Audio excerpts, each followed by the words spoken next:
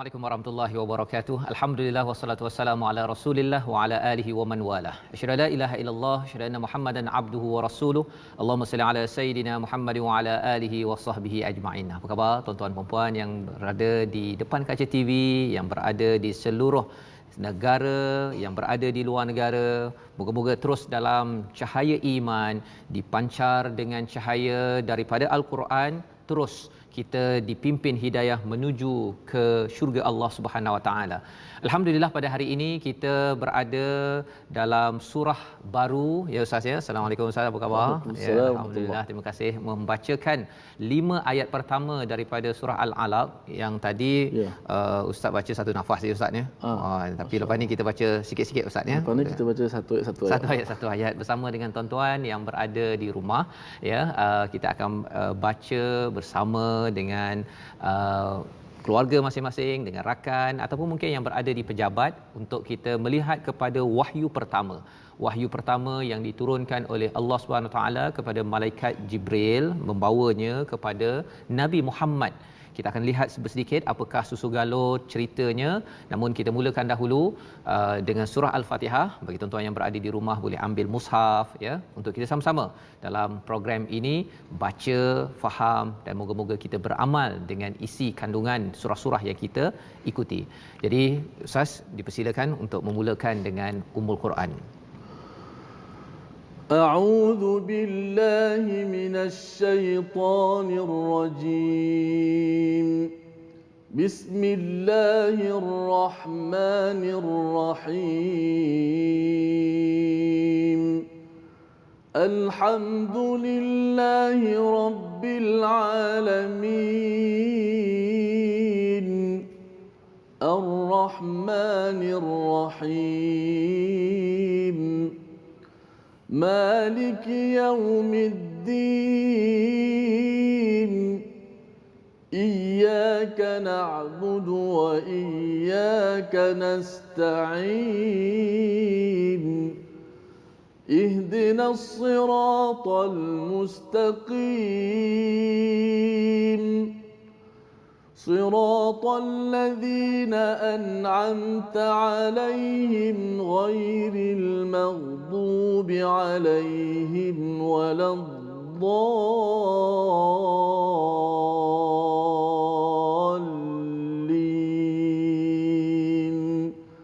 آمين. Amin amin ya rabbal alamin. Begitulah ayat daripada surah yang ke-96 Ustaz ya, ataupun kita nak pergi kepada surah 96 sebentar lagi ya, tetapi pengenalannya pada surah Al-Fatihah. Surah Al-Fatihah ini sebagai pengenalan yang kita ulang 17 kali sehari untuk kita sama-sama memahami ya, walaupun surah ini pertama tetapi dia bukan turun kali pertama. Yang kali pertamanya tuan-tuan turun wahyu ini adalah surah 96, diletakkan nombor 96 Ustaz ya. Jauh ke sana itu iaitu surah Al-Alaq yang kita akan baca bersama bagi tuan-tuan yang berada di rumah pada halaman 597. Sedikit apakah latar belakang surah ini? Ketika Nabi berusia 40 tahun, Nabi melihat kepada pelbagai cabaran yang berada di Mekah. Pada waktu itu ada cabaran ekonomi, ada cabaran sosial, ada cabaran politik yang berlaku pada waktu itu. Nabi melihat kepada orang-orang yang berkuasa dengan politiknya terus menekan orang lain. Kalau boleh nak dicantas segala semua orang, yang penting saya berkuasa, dan ada orang yang kaya terus menekan kepada orang yang miskin. Menjadi hamba, dipukul, dihenyak. Itu yang berlaku di Mekah ya pada waktu itu, pada tahun sekitar 611 Masihi. Dan di peringkat sosial apa yang berlaku, orang melihat kepada golongan wanita, kepada anak yatim itu dihenyak. Golongan wanita ini dianggap sebagai kelas kedua. Ada yang bila tahu anak perempuan lahir Ustaz ya, pada waktu itu mereka akan bina lubang dan kambuskan begitu sahaja. Walaupun itu adalah satu perkara yang memang teruk ya, istilahnya jahiliyah, tetapi bagi mereka beramal dengan perkara tersebut. Dan pada waktu itulah Nabi berfikir macam mana solusi kepada cabaran ini, bagaimana menyelesaikan cabaran masalah yang berlaku. Nabi mengasingkan dirinya di sebuah gua yang bernama Gua Hira beberapa hari, dan akhirnya didatangi oleh satu lembaga ya, iaitu malaikat Jibril Malaikat Jibril menyatakan dengan ayat pertama, ya, tak habis pun Malaikat Jibril kata iqra wa ma ana biqari, aku tidak boleh membaca, kata Nabi. Jadi itulah, ya, yang berlaku, wa ma ana biqari wa ma ana biqari, aku tidak boleh membaca, sehinggalah Nabi mengikut kepada surah ini, Ustaz, ya. Jadi apakah isi daripada surah ini yang kita akan lihat secara keseluruhan? Pasal dia ada dua bahagian, ayat 1 sampai 5 bercerita tentang apa? Jom kita tengok sinopsis. Wahyu pertama di Gua Hira. Itu ayat 1 hingga 5. Dan turun ketika Nabi umur 40 tahun. Ayat 6 hingga 19 itu turun amat jauh, iaitu sekitar 3 tahun selepas itu apabila Nabi diberi seruan untuk berdakwah secara terang-terangan. Maksudnya dapat wahyu, lepas tu sembunyi-sembunyi je, ya. Abu Bakar, Khadijah waktu itulah yang beriman, tapi selepas 3 tahun itu terang-terangan, maka turun ayat yang ke-6 hingga ayat yang ke-19.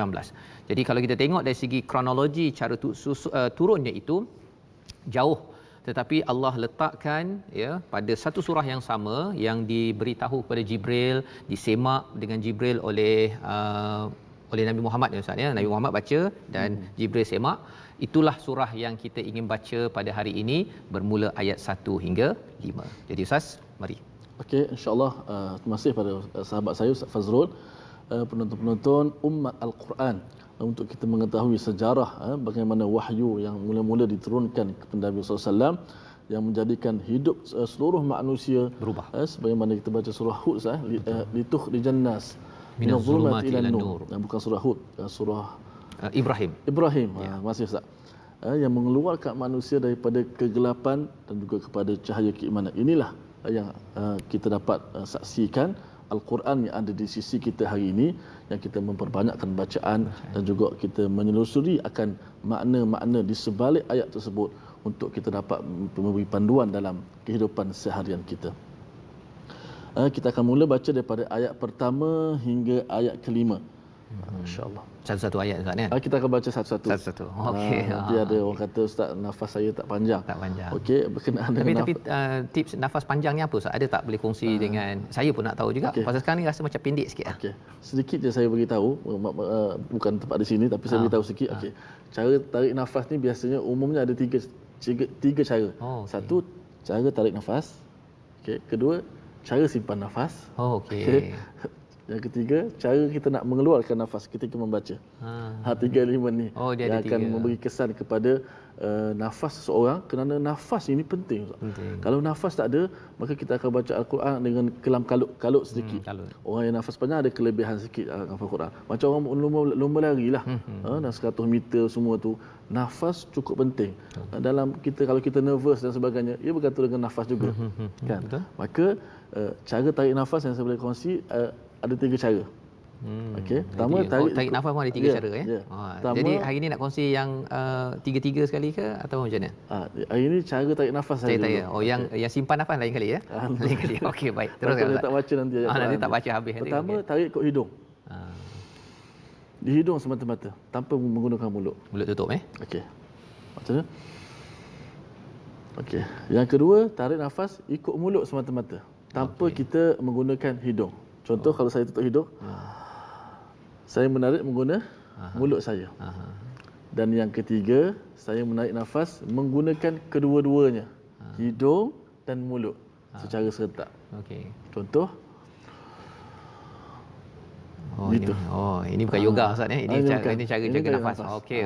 Ini teknik cara tarik nafas lah. Cuma kita kalau baca Al-Quran secara biasa, tajwid, tak perlulah tarik sampai melampau sangat sampai macam tu. Itu macam lain macam bunyi.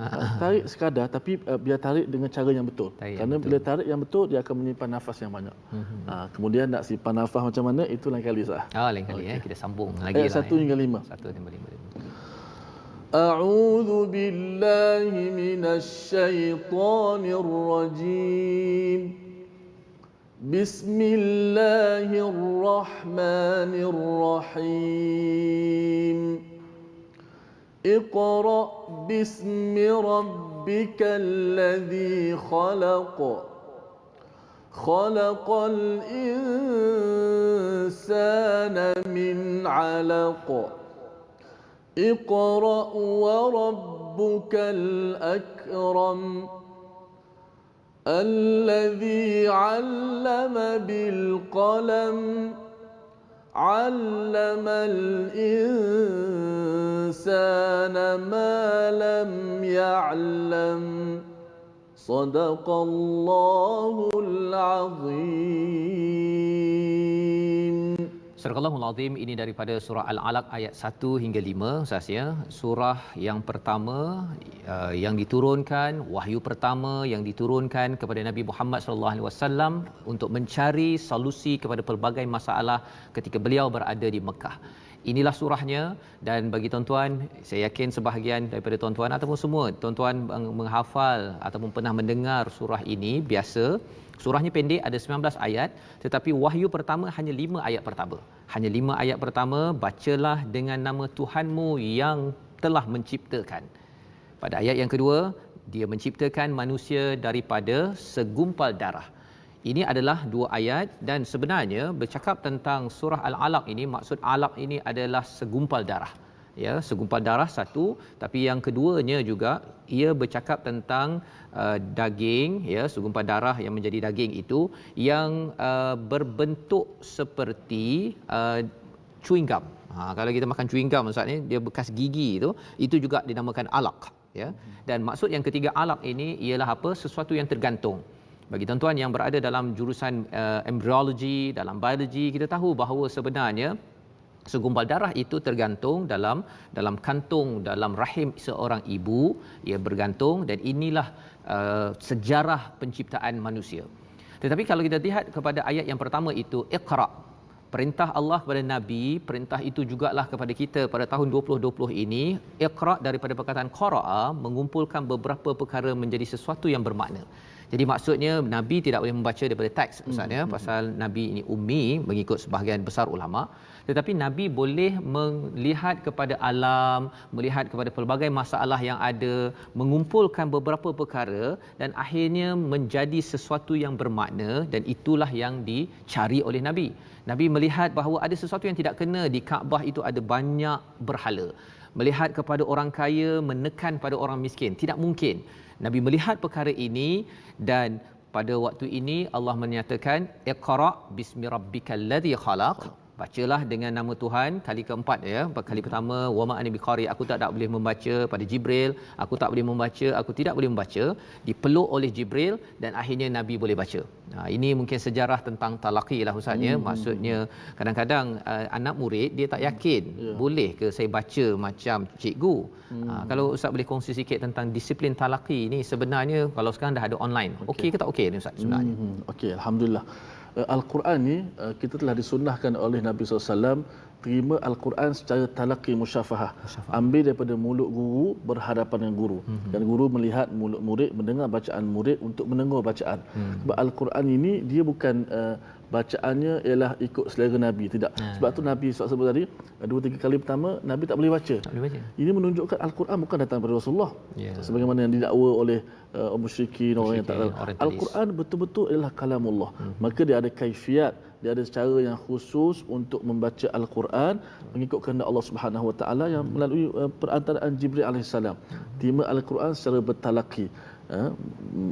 Nabi SAW dengar Jibril baca, kemudian ikut saya baca, fattabi' Qur'anah, surah Al-Qiyamah. Bila kami selesai baca, fattabi' Qur'anah, ikut. Bukan maksudnya fabtadi', kamu buatlah ikut kamu sukalah, nak baca macam mana, kreatiflah yang penting aku baca. Tak, baca sebagaimana guru baca. Dan begitulah pengajian sampailah hari ini. Dan kalau kita lihat musim PKP ni, medium online ni saya rasa menjadi satu media yang sangat-sangat bagus untuk kita belajar. Kurang-kurangnya kita dapat juga melihat guru baca dan guru mendengar murid baca dan dapat membetulkan bacaan. Itu kalau ada orang yang baca tapi dia kata kan online tu jadi video kan. Saya tak nak onkan video. Saya nak baca saja. Okey ke tak okey macam tu? Itulah yang terbaiknya, biarlah guru tu melihat kedudukan mulut dan mendengar bacaan. Tapi kalau dah tak ada, video nak buat macam mana. Sekurang-kurangnya kita buat juga apa yang mampu lah. Apa yang mampu. Okey, jadi ini panduan dan inilah sejarah tentang talaqi ini ya, pasal ada yang kata perlu ke kan saya dah belajar apa Iqra tu saya dah boleh baca. Saya baca sendiri je lah kan 30 juzuk, tetapi bila dulu pun saya belajar sendiri, kemudian jumpa cikgu, kemudian pergi ke Mesir, jumpa cikgu, rupanya banyak juga yang kena tegur kan. Betul. Maksudnya ialah kadang-kadang kita baca sendiri ni kita rasa syok Ustaz ya. Rasa macam aku betul kot kan. Ini kepentingan talaqi bagi tuan-tuan yang berada di rumah ya, dan sekarang kita ada teknologi, kita boleh belajar ya, mengambil sunnah daripada Nabi sallallahu alaihi wasallam bersama dengan Jibril.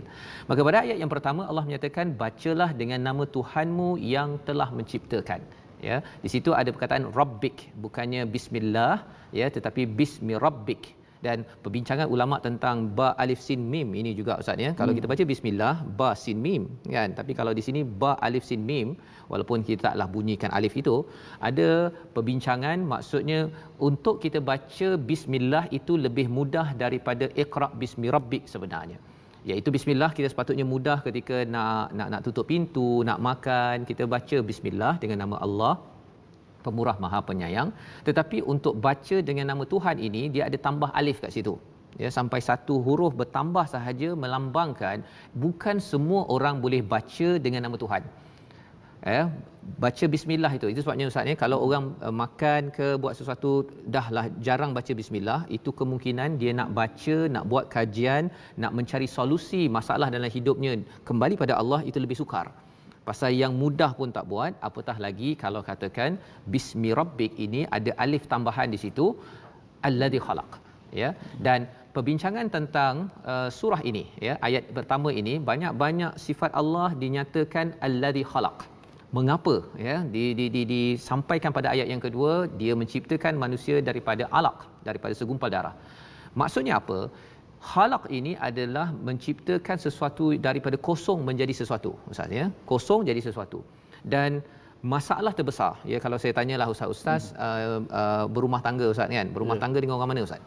Orang Selangor juga. Orang Selangor juga. Tapi Ustaz orang Terengganu. Orang Terengganu ya, duduk di Kelana Jaya Ustaz ya. Okey, Kelana Jaya jangan tanya alamat pula kan. Okey.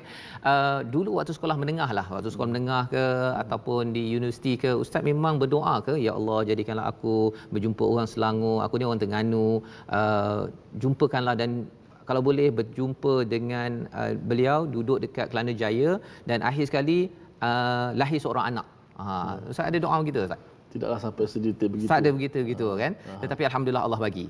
Ya, Allah bagi kan. Okey. Dan bagi tuan-tuan yang belum bernikah ya, belum berkahwin, kita tak ada formula dalam universiti belajar peringkat master PhD untuk mengetahui siapa pasangan kita dan di manakah kita akan berjumpa dengan orang mana. Tidak ada satu ilmu pun yang boleh menyelesaikan masalah itu kecuali siapa? Khalaqal insana min alaq. Allah lah yang menciptakan dan akhir sekali bertemu seorang lelaki perempuan dan akhirnya segumpal darah dan akhirnya lahir seorang anak. Dan Allah beritahu ini kepada saya kerana apa? Kerana kalau masalah paling besar tentang penciptaan pun Allah boleh selesaikan, masalah yang lain-lain itu, masalah ekonomi, masalah PKP ke, COVID-19 ke apa sebagainya, ini adalah kecil bagi Allah kerana kun fayakun. Ya. Jadi Allah mulakan dengan ayat 1 dengan nombor 2 ini agar kita yakin bahawa ya Allah, kalau engkau boleh menemukan aku dengan pasangan aku, kemudian ada pula anak ya. Pasal kalau Nabi Zakaria dalam kisah surah Maryam Ustaz ya, dah tua kan, ataupun Maryam itu sendiri tidak ada suami, Allah boleh cipta. Jadi kalau yang cipta daripada kosong menjadi ada ini pun boleh oleh Allah. Kalau kita ini nak dapatkan ekonomi kita kembali semula, COVID-19 ini dapat diselesaikan, kalau kita pening kepala, maka surah Al-Alaq inilah jawapannya. Syaratnya apa? Bacalah, buat kajian dan kajian itu mesti kembali kepada Allah seperti mana tuan-tuan ya belajar pada kali ini. Jadi ini adalah ayat pertama dan ayat kedua Ustaz ni. Jadi walaupun surah ni pendek tapi panjang pula kita bincang tentang surah ini pasal ini wahyu pertama. Iqra wa rabbukal akram, bacalah dan Tuhanmu yang maha mulia. Perbincangan dalam Safatul Tafasir ini ialah Allah memberi fokus lagi kepada ilmu ya, pasal manusia ini diangkat menjadi mulia kerana ilmu ya. Itu sebabnya dalam surah sebelumnya ini kalau kita ambil dia punya tanasub ataupun kaitannya, surah sebelum ini bercerita tentang At-Tin, surah At-Tin Ya, mungkin nak minta sikit Ustaz membaca surah At-Tin untuk kita lihat kaitan surah ini, surah 95 dengan ayat 1 hingga 5 surah Al-Alaq ini. Ada Silakan. kaitan saya? Ada kaitan. Ada kaitan. Okey, jom sama-sama kita undur surah yang ke-95, surah At-Tin. Bagaimanakah kaitan dengan ayat yang selepas surah ini, insya-Allah. A'udzubillahi minasyaitonirrajim. Bismillahirrahmanirrahim. Wat-tini waz-zaitun wa turi sinin wa hadzal baladil amin. لقد خلقنا الإنسان في أحسن تقويم ثم رددناه أسفل سافلين إلا الذين آمنوا وعملوا الصالحات فلهم أجر غير ممنون فما يكذبك بعد بالدين أليس الله بأحكم الحاكمين.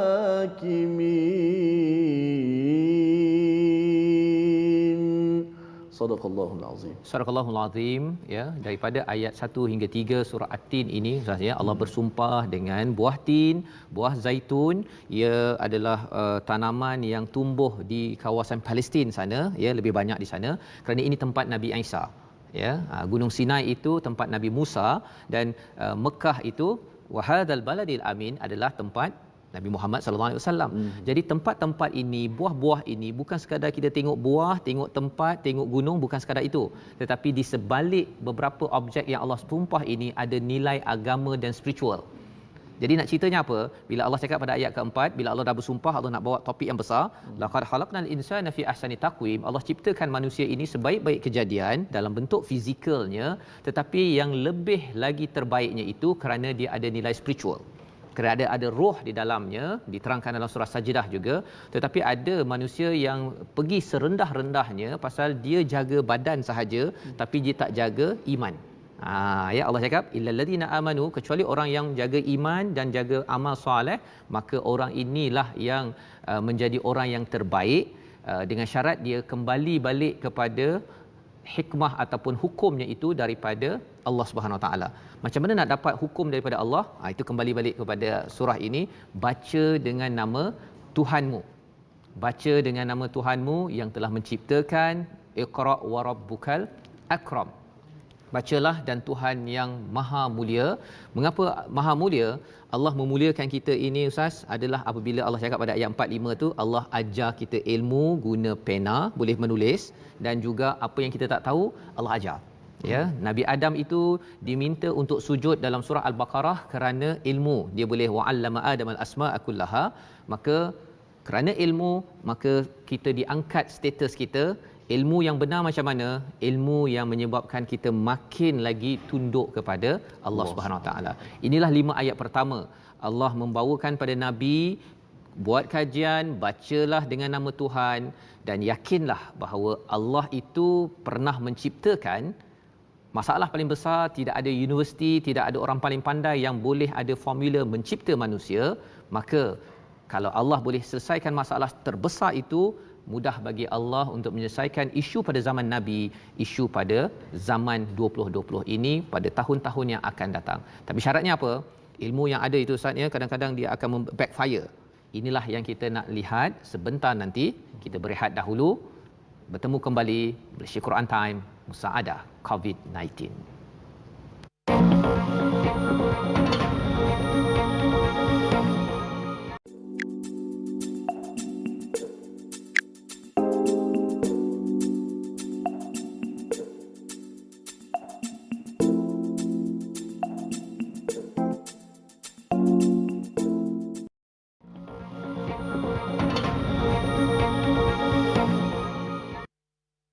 Kembali kita dalam Malaysia Quran Time Musaadah COVID-19. Pada hari ini kita membicarakan surah Al-Alaq, wahyu pertama, surah 96 pada muka surat 597. Sebentar tadi kita sudah melihat kepada 5 ayat. Yang pertama yang diturunkan kepada Nabi, ya, dan kemudian kita akan menyambung selepas ini pada ayat yang ke-6 hingga ke-13. Tetapi untuk maklumat tuan-tuan yang berada di rumah yang setia bersama Malaysia Quran Time ini, surah Al-Alaq ini ada 2 bahagian. Ayat 1 sampai 5 diturunkan sekitar 40 tahun usia Nabi, tetapi ayat 6 hingga ayat ke-19 ini turun ketika Nabi berusia 43 tahun selepas Nabi berdakwah secara terang-terangan. Ketika sudah dapat wahyu, Nabi tidak terus berdakwah. Nabi kembali kepada rumah Khadijah. Sayyidatina Khadijah menyelubungkan Nabi kerana Nabi bergetar takut berhadapan dengan lembaga, ya, dengan makhluk yang dia tidak pernah jumpa. Tetapi dia pernah ada pengalaman sebenarnya ketika kecil, ya. Kalau kita tengok dalam Ar-Rahiqul Maktum, cerita Nabi ini pernah dijumpai oleh malaikat, dibersihkan hatinya. Ada pengalaman, tetapi kali ini Nabi perlu membaca Iqra bismi rabbikal ladzi khalaq sampailah ayat yang ke-5. Jadi diselubungkan Nabi bergetar, dan pada waktu itulah Sayyidatina Khadijah menasihatkan, memberi semangat pada Nabi, kata kamu ini adalah orang yang membantu orang miskin, kamu mengadakan perkara yang tidak ada. Ada 6 karakter Nabi itu menyebabkan Nabi makin yakin bahawa itu bukanlah satu serangan pada Nabi, tetapi itu adalah datang daripada Allah, pasal Allah tidak akan menzalimi kepada orang yang berbuat baik. Itu sebabnya panduan pada kita juga, pada tuan-tuan, ya, kalau kita rasa macam saya ni taklah berapa pandai baca Quran, tapi saya cuba untuk buat baik sebelum ini pada mak ayah saya, Allah tidak akan tinggalkan kita. Dan salah satu sebab kita dimudahkan urusan untuk membaca Al-Quran ini berkat doa mak ayah kita, kebaikan-kebaikan yang kita buat, moga-moga Allah mudahkan. Jadi tuan-tuan sekalian, kita ingin sambung kepada ayat 6 hingga 13 dipimpin oleh Ustaz. Okey, insya-Allah kita akan sambung pada ayat 6 ke 13 surah Al-Alaq. Yang mana hebat surah ini sebagaimana disebut tadi, ada ayat yang merupakan wahyu pertama yang diturunkan. Betul. Dan bagaimana disebut Iqra bismi rabbikal ladzi khalaq, bacalah nama Tuhanmu yang menciptakan, dan bagaimana pentingnya education, ilmu pengetahuan, sehingga kita di umat yang dimuliakan dengan ilmu. Pengetahuan. Mudah-mudahan Allah Taala berikan kita ilmu yang bermanfaat. Bagaimana Nabi Allah Sulaiman alaihissalam, dia dan Nabi Daud bersyukur dengan sebab apa? Diberikan walaqad ataina Daud wa Sulaiman ilma. Dan mereka bersyukur padahal mereka dapat macam-macam nikmat kekuasaan, tapi mereka bersyukur sebab apa? Allah Subhanahu wa taala berikan ilmu pengetahuan. Nabi kita Muhammad SAW tidak meninggalkan kita melainkan apa? Al-Quran, meninggalkan kepada ilmu yang begitu hebat. Mudah-mudahan kita dimuliakan dengan ilmu pengetahuan. Ayat yang ke-6 sehingga ke-13. Ya. Okey, jom sama-sama kita kembali membaca terlebih dahulu. A'udzubillahi minasyaitonir rajim. Kalla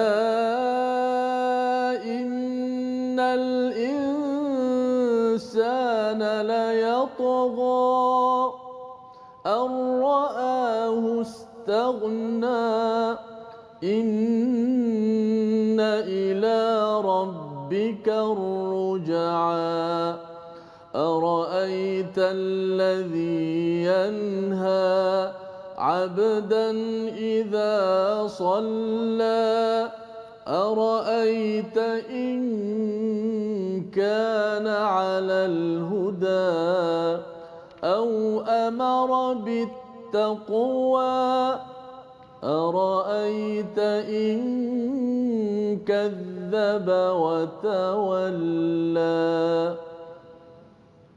Surah Al-Allahul Azim daripada ayat yang ke-6 hingga 13 sebentar tadi. Ini adalah yang turun selepas 3 tahun saatnya, dan Nabi sudah berdakwah. Kalau Nabi Musa berdakwah kepada Firaun salah satunya, ya, dan dicabar oleh Firaun. Dalam salah satu tafsir ini, Muhammad Ali As-Sabuni menyatakan Firaun pada zaman Nabi itu namanya ialah siapa? Asal namanya adalah Abu Hakam, Abu yang bijaksana, tetapi Nabi menggelarkannya, memanggilnya sebagai Abu Jahal. Ya, dan ayat 6 ini bercerita tentang Abu Jahal. Pasal Abu Jahal ni memang pandai, orangnya memang bijak, ternama di Mekah itu.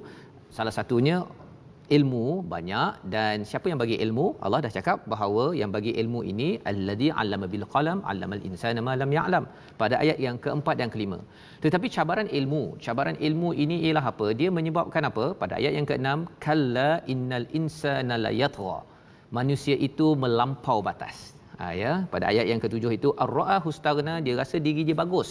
Dia rasa dia tak perlukan Tuhan, dia rasa dia tak perlukan kepada Quran, dia dah ada PhD ke, master ke, kadang-kadang dia menyebabkan dia rasa Quran ni apa kan, 6,000 ayat je, saya dah belajar sampai ke Harvard ataupun belajar sampai ke mana. Tetapi kita kena ingat bahawa Allah menegur ar-ra'ahu istaghna, yang terbaik ialah kembali pada Allah. Pasal apa? Kalau tak kembali pada Allah di sini, nanti kalau dah sampai ke sana, memang kembali pada Allah, azab daripada Allah itu amatlah dahsyat kepada orang yang amat sombong. Dan dalam kes ini siapa? Abu Jahal. Apa Abu Jahal buat? Mari kita tengok kepada ayat ini. Pada ayat yang ke-9, Allah memberi tahu kepada kita, cuba tengok. Okay? Apa pendapatmu? Cuba tengok kepada siapa? Allazi yanha, orang yang melarang, abdan idza salla, hamba yang nak solat. Nabi sebenarnya nak solat dekat depan Kaabah itu, ya. Abu Jahal dia kata apa? Apakah Muhammad melumuri mukanya dengan debu di hadapan kalian? Ini perkataan daripada Safatul Tafasir. Ya, maksudnya apa? Dia nak cakap bahawa Nabi ini mengajak kamu kepada solat dan sujud ke? Dia cakap pada beberapa orang yang ada di sekitar Kaabah tersebut. Jadi bahasanya pun sudah memerli, dia tak cakap sujud, dia cakap melumuri mukanya dengan debu. Ya, satu penghinaan kepada orang yang sembahyang. Maka beberapa orang kata, ya, Abu Jahal berkata, demi berhala Latta dan Uzza, jika kami melihat dia solat seperti itu, pasti kami akan injak lehernya dan kami benamkan mukanya pada debu.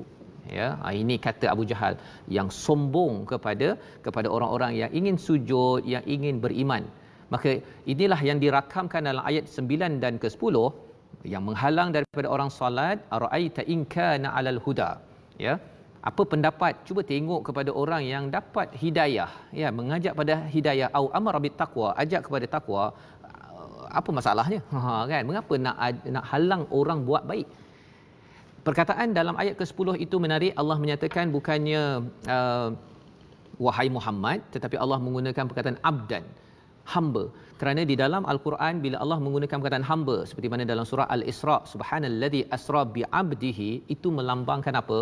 Melambangkan betapa mulianya seorang yang solat.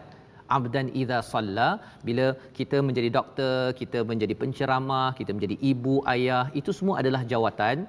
Yang paling mulia siapa? Menjadi hamba. Menjadi doktor, frontliners yang sedang bertugas dalam jiwa hamba, ingin buat kerana Allah. Polis kepada pemimpin, kepada ibu ayah yang berada di rumah, bila kita bertugas dengan jiwa seorang hamba, itulah yang diangkat di dalam surah ini, apatah lagi kalau kita menunaikan solat. Jadi Allah mengingatkan pada ayat yang ke-13, ara'aita in kadzdzaba wa tawalla, iaitu bagaimana pendapatmu jika dia yang melarang itu mendustakan dan berpaling. Jadi Allah menyambung sampai ayat 13 ini. Dalam kes kita lah ustaznya, biasanya kalau ayah lah cakap pada anaknya kan, cuba kamu tengok, kan, kalau dia nak beri pengajaran tu, cuba kamu tengok. Kalau kita tengok tak ada dapat pengajaran, itu maksudnya memang istilahnya tak bijak lah, tak bijak. Jadi Allah membawa kita 3 kali. Ara'aita in kana, ara'aita alladhi yanha, yang pertama. Kemudian ara'aita in kana 'alal huda, dan yang ketiga ara'aita in kadzdzaba wa tawalla. Kamu tak nampak ke? Kan? Cuba tengok, ya. Kalau tak nampak juga itu, tak ambil pelajaran, dia inilah 3 kali ni, kan. Diingatkan oleh Allah, maksudnya jiwa seseorang itu amatlah sombong untuk mengambil pelajaran.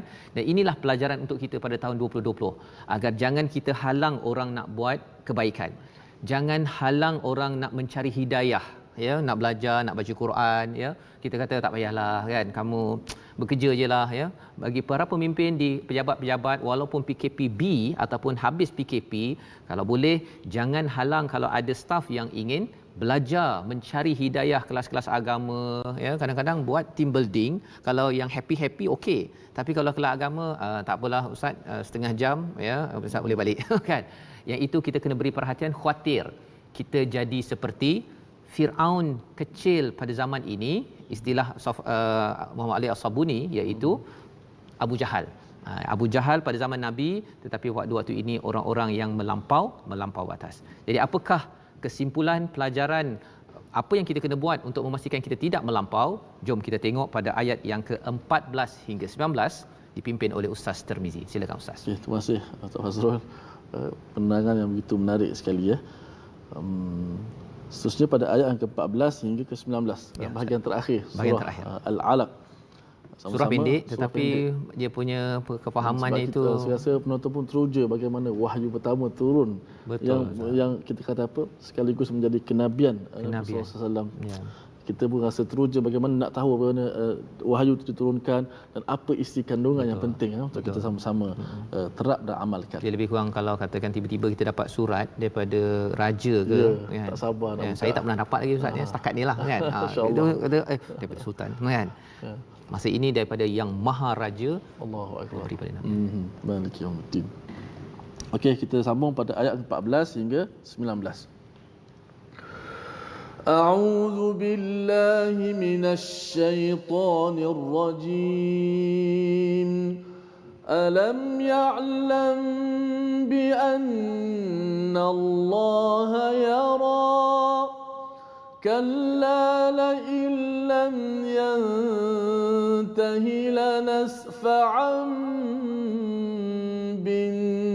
بالناصية ناصية كاذبة خاطئة فليدع ناديه سندع الزبانية كلا لا تطعه واسجد واقترب.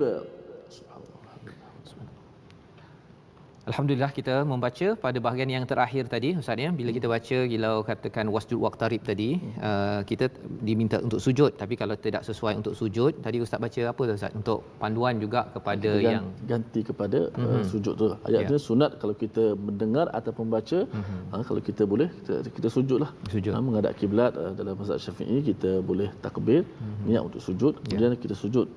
Sujud tilawah dia panggil. Kerana membaca ayat-ayat berkenaan perintah untuk sujud.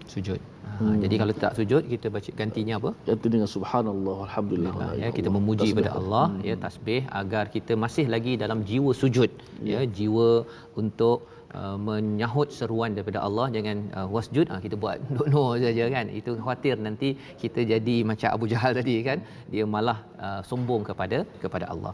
Jadi mari kita tengok kepada ayat 14 hingga 19 ini, Allah menemplak kepada Abu Jahal.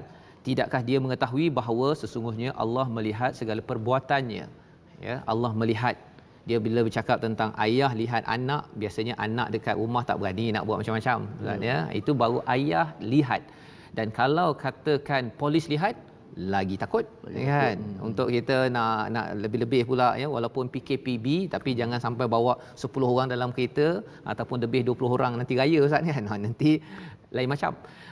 Apatah lagi apabila Allah melihat bukan sekadar begitu sahaja, itu adalah warning, amaran kepada siapa? Kepada Abu Jahal. Kepada orang-orang yang ingin menghalang orang berbuat baik, sebenarnya Allah melihat kalla la illam yantahi lanasfa'an bin nasiyah. Ya, pada ayat yang ke-15 itu, sekali-kali tidak, sesungguhnya jika dia tidak berhenti berbuat demikian, nescaya kami tarik ubun-ubunnya. Allah memberi amaran bagi orang yang tidak kisah pada Allah. Allah memberi amaran akan ditarik lanasfa'am bin nasiyah. Ubun-ubun ini kalau dalam psikologi tu Ustaz, dia beritahu istilahnya adalah frontal lobe. Otak kita ni dia ada ada amygdala, ada frontal lobe, ada limbic system. Itu istilah dalam sains. Ubun-ubun tu dia dekat dengan akal kita. Dengan akal di bahagian depan ini. Itu sebabnya kalau kita sujud itu, dia sebenarnya dia akan menstabilkan balik cara kita berfikir. Kadang-kadang kan pukul 1.30, pukul 4.30 kita dah pening kepala ke ataupun cepat marah ke waktu itu. Tapi bila kita sujud on time, itu sebabnya kena sujud on time. Kalau kita sujud sepatutnya pukul 1.30 tapi kita sujud pukul 3.30, cara kita buat keputusan dekat frontal lobe itu, kalau kita ada alat untuk kita tu, dia akan nampak bahawa dia tidak bercahaya seperti sesegar pagi. Ini kalau kita tengok dalam neuroscience. Jadi nak ceritanya apa? dengan potensi berfikir Abu Jahal itulah dia membuat keputusan untuk apa? Nasiyatin kadhibatin khati'ah. Pasal bila dia bijak ni, dia gunakan akal dia tapi dia guna cara salah untuk mendustakan Nabi untuk khati'ah. Kalau dalam perbincangan Safatul Tafasir ini menyatakan bahawa khati' itu adalah orang yang berbuat dosa dengan sengaja. Tetapi kalau muhti' adalah orang yang berbuat dosa tanpa sengaja. Jadi dalam ayat ini sebenarnya khati'ah memang sengaja dibuat.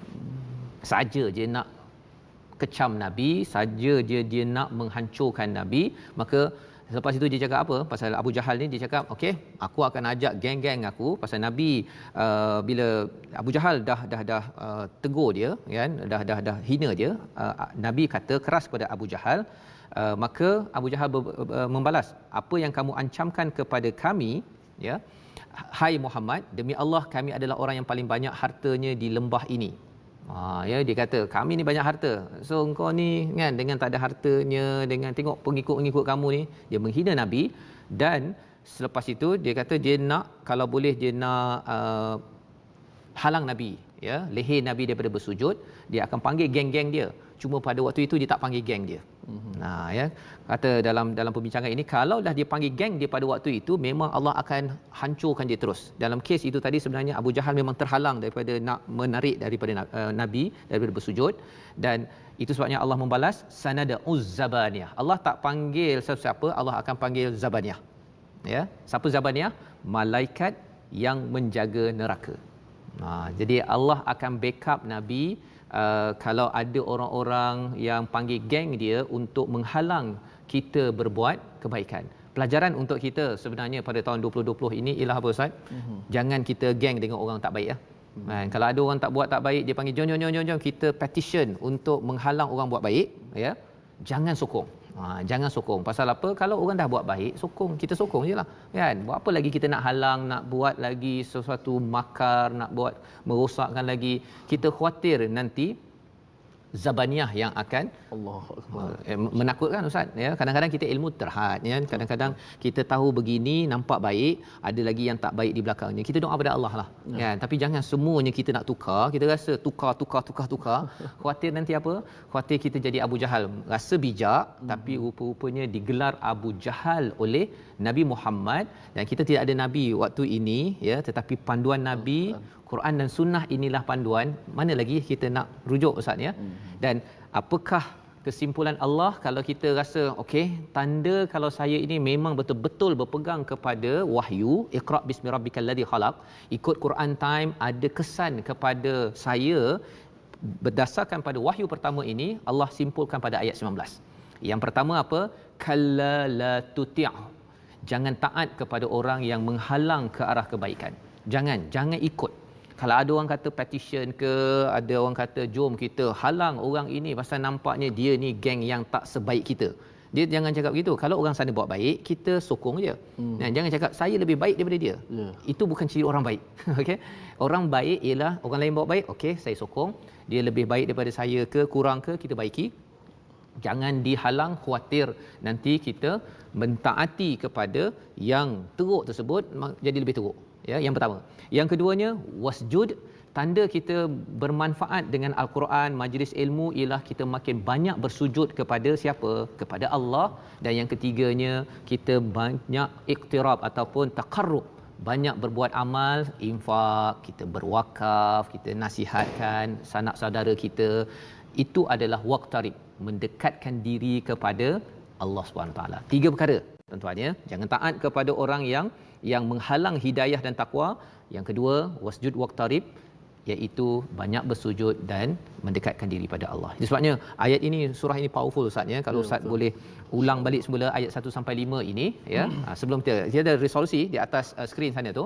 Bacalah, mencari solusi dengan kembali kepada Allah, ya. Banyak buat kajian. Yang pertama, banyak baca Quran dan juga buku-buku lain, tapi kembalikan pada Allah. Yang kedua, elakkan melampau atau rasa diri bagus bila ada ilmu. Itu yang kedua, kita jaga jangan sombong. Dan yang ketiga, tanda bersama Tuhan, tidak taat kebatilan, banyak bersujud dan melakukan amal mendekatkan diri kepada Allah SWT. Itu sebabnya di hujung ini, Ustaz, ya, 5 ayat pertama ni pasal wahyu pertama, kan, kita nak ulang berkali-kali agar bila kita dengar wahyu ini kita tahu kita perlu kembali kepada peranan ini. Silakan Ustaz sekali lagi. A'udzubillahi minasyaitanir rajim.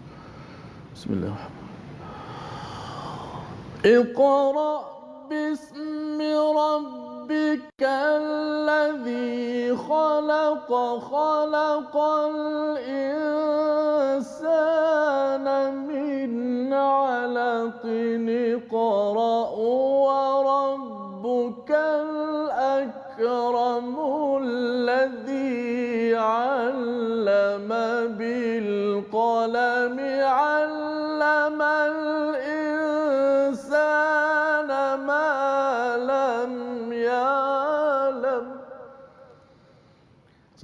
Sadaqallahul Azim. Itulah ulangan 5 ayat daripada surah Al-Alaq yang kita harapkan, kita doakan Ustaz ya. Kita nak berdoa sebentar lagi agar Allah mengizinkan kepada kita mengambil pelajaran wahyu pertama ini. Jangan lupa ya betapa dahsyatnya, mencabarnya Nabi nak mendapat wahyu pertama ini. Moga-moga tuan-tuan terus kita berdoa bersama dengan Ustaz Tirmizi, Allah berikan keakraban kita kepada Allah Subhanahu Wa Taala. Bismillahirrahmanirrahim. Alhamdulillahi rabbil alamin. Wassalatu wassalamu ala Rasulillah. Subhanallahil halim. Subhana man ta'attafa bil 'izzi wa qala bih. سبحان من لا ينبغي التسبيح إلا له.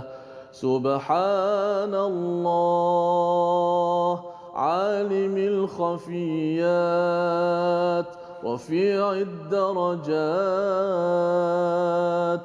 ذو العرش يلقي الروح من أمره على من يشاء من عباده غافر الذنب وقابل التوب شديد العقاب ذي الطول لا إله إلا هو إليه المصير. اللهم اغفر لنا وارحمنا وأعتق رقابنا من النار. اللهم أعتق رقابنا من النار. اللهم أعتق رقابنا من النار. اللهم ارحمنا بالقرآن واجعله لنا إماما ونورا وهدى ورحمة. اللهم ذكرنا منه ما نسينا وعلمنا منه ما جهلنا وارزقنا تلاوته آناء الليل وأطراف النهار واجعله لنا حجة يا رب العالمين. اللهم اهدنا بهداية القرآن. اللهم اهدنا بهداية القرآن ونجنا من النيران بكرامة القرآن وأكرمنا بكرامة القرآن. اللهم اجعلنا ممن قام ليلة القدر إيمانا واحتسابا فغفر له ما تقدم من ذنبه. اللهم أعتق رقابنا من النار. اللهم اجعلنا من عتقائك من النار في الشهر الكريم يا أرحم الراحمين. Ya Allah, ya Tuhan kami, janganlah kau biarkan kami dalam keadaan dosa dan maksiat, kecuali kau ampunkan dosa-dosa kami, ya Allah. Ya Allah, ya Tuhan kami, janganlah kau biarkan kami dalam keadaan kesakitan, kecuali kau memberikan penyembuhan kepada kami, ya Allah. Ya Allah, ya Tuhan kami, janganlah kau biarkan kami dalam keadaan kesulitan, kecuali kau permudahkan kehidupan kami, ya Allah. Ya Allah, ya Tuhan kami, janganlah kau biarkan kami dalam kesempitan hidup, kecuali kau mengurniakan kepada kami jalan keluarnya, ya Allah. Ya Allah, ya Tuhan kami, ampunkanlah dosa-dosa kami, ya Allah. Ya Allah, berilah peluang kepada kami untuk mendekatkan diri kepadamu, ya Allah. Ya Allah, dengan musim PKP yang telah dilanjutkan ini, berikanlah peluang kepada kami untuk sentiasa kami mendekatkan diri kepadamu, Ya Allah. Ya Allah, Tuhan kami, kurniakanlah kepada kami kekuatan untuk kami menjalankan ibadah puasa, Ya Allah. Ya Allah, kurniakanlah kepada kami untuk kami melaksanakan amal ibadat di bulan Ramadan ini, Ya Allah. Ya Allah, senaraikanlah kami di kalangan hamba-Mu yang dibebaskan daripada azab-Mu, Ya Allah. Amin. Amin ya rabbal alamin. Walhamdulillahi rabbil alamin. Amin amin ya rabbal alamin. Moga-moga Allah menerima doa kita sebentar tadi menjadi umat Al-Quran Ustaz ya. Dan dalam kita mendalami surah Al-Alaq sebentar tadi, kita ada soalan kuis yang Ustaz boleh kongsikan. Silakan. Baiklah, untuk soalan kuis, kita boleh perhatikan di skrin kita. Berdasarkan ayat yang dibaca dalam surah Al-Alaq pada hari ini, sila berikan 5 hukum ikhfa hakiki. Sila berikan 5 hukum ikhfa hakiki dalam bacaan yang telah kita baca pada hari ini. Baik. Ikhfa hakiki, dan kita melihat kepada soalan tadabbur ya, sila nyatakan ya 3 perkara, 3 tanda seseorang itu membaca dengan nama Tuhan ya, mengikut program ke, belajar ke, ikut training. Apakah 3 tanda seseorang itu membaca dengan nama Tuhan? Tuan-tuan kumpulkan soalan ini sehingga hari Jumaat, dan tuan-tuan boleh hantar ke di Facebook Quiz MQT, ataupun boleh juga tuan-tuan hantar ke nombor WhatsApp yang akan dimaklumkan pada hari Jumaat nanti Ustaz ya, untuk perkara ini. Dan untuk maklumat tuan-tuan, besok kita insya-Allah ada program yang special, istimewa ya, yang kita tunggu-tunggukan, World Quran Hour. Jadi jangan lupa pada hari esok pada jam 12.30 hari hingga 1 tengah hari kita akan bersiaran ya di pelbagai platform, tetapi yang pastinya di TV Al-Hijrah, di Facebook ada. Jadi lantaran kita sudah mengikuti lebih 50 hari ya Quran Time ini, kita tahu ramai yang kata banyak manfaat bila kita makin mendalami Al-Quran. Besok kalau boleh kita kongsikan seramai-ramainya, ataupun beritahu pada kawan, share Ustaz ya, pasal kita nak beritahu bahawa Quran ini waktu dulu perjuangannya tak boleh pakai Facebook Ustaz. Ya, kongsinya kena berdebush ya, tapi zaman sekarang ini inilah sumbangan kita. Jadi kalau boleh tuan-tuan kongsikan, maklumkan ya, kongsikan ya, kongsikan kalau ada gambar masing-masing pegang Al-Quran bersama ahli keluarga itu ya, terus sahaja ambil gambar letak dekat Facebook kita, letakkan pelbagai gambar, letakkan hashtag World, hashtag Quran Hour, agar agar lebih ramai lagi individu yang mungkin dia ada baru tadi Ustaz saya mesej kawan saya, ini kita dah bersiaran 50 siri kan, dia kata dia tak tahu ada Quran Time. Masya-Allah. Subhanallah, bila saya kata okey, saya pun jadi harapnya tuan-tuan terus bersama. Dan dalam satu lagi wakaf Al-Quran, tuan-tuan masih lagi ada kesempatan pada bulan Ramadan ini, wakaf Quran ke pusat kesihatan dan hospital seluruh Malaysia ya. Kalau tuan-tuan ingin berwakaf, ada nombor yang tertera di atas skrin yang akan dipaparkan, iaitu 5642 76516031.